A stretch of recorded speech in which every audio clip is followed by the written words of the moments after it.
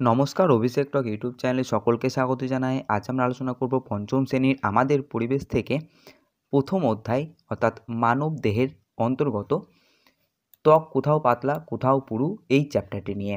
তো প্রথমে আমরা এই চ্যাপ্টারটির সারসংক্ষেপ সম্পর্কে জেনে নেব, তারপর এই চ্যাপ্টার থেকে দেওয়া পাঠ্যাংশের প্রশ্ন উত্তরগুলি তো করবই, সঙ্গে বেশ কিছু অতিরিক্ত প্রশ্ন উত্তর নিয়েও আলোচনা করব যেগুলি তোমাদের পরীক্ষায় আসবে। তো চলো ভিডিওটি শুরু করা যাক।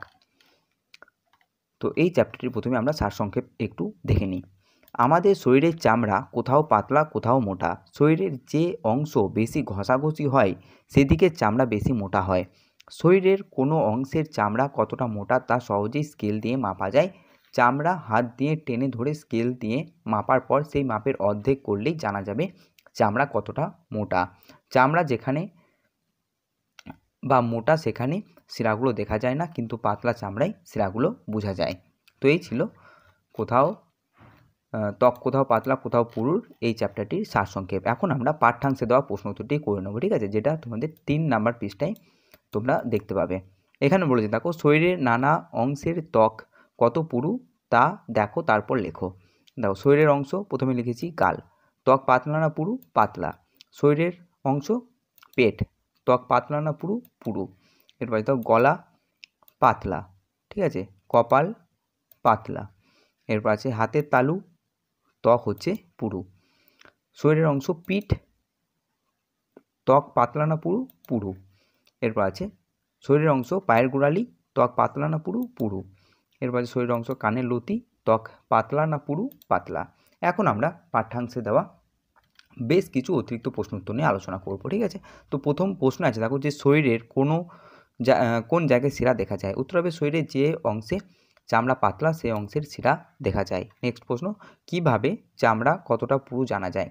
হাত দিয়ে চামড়া টেনে ধরে স্কেল দিয়ে মেপে নিয়ে মাপের অর্ধেক করলে বোঝা যাবে চামড়া কতটা পুরু। নেক্সট প্রশ্ন, চামড়া কোনো জায়গায় পুরু কোনো জায়গায় পাতলা হয়? শরীরের যে কেন, এটা হবে কেন, ঠিক আছে, কেন চামড়া, এখানে একটা যোগ হবে কেন, ওকে। তো কেন চামড়া কোনো জায়গায় পুরু এবং কোনো জায়গায় পাতলা হয়? উত্তর হবে শরীরের যে অংশে বেশি ঘষাঘষি হয় সেখানকার চামড়া পুরু হয়, আর যে অংশ তেমন ঘষাঘষি হয় না সেখানকার চামড়া পাতলা হয়। নেক্সট প্রশ্ন আছে দেখো, যে নিচের সঠিক উত্তরটি চিহ্নিত করো। চামড়া যেখানে পাতলা সেখানেই শিরা দেখা যায়, ঠিক আছে, উত্তর হবে শিরা। এরপর আমিনা সুজয় মিনা নিজের হাতটা দেখছিল, সঠিক উত্তর হবে আমিনা। নেক্সট প্রশ্ন, মাপটাকে 3, 4, 2 দিয়ে ভাগ করে নাও, সঠিক উত্তর হবে 2 দিয়ে ভাগ করে নাও।